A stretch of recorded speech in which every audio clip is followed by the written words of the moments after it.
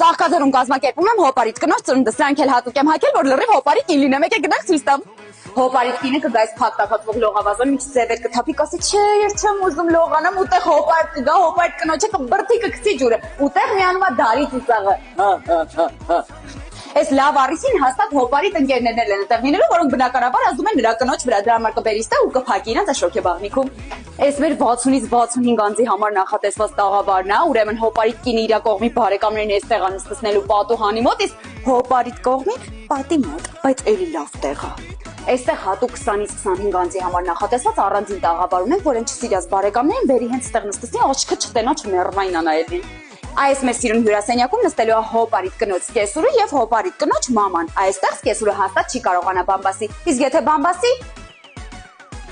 այդ խեղճ հոպարիտ կնգան գոնե այսօրով չթողեք մտնի խոհանոց գործան, այսօր իրա օրն է, ինք թող վայելի, դուք կգաք բոլորը ստեղ գործ կանենք։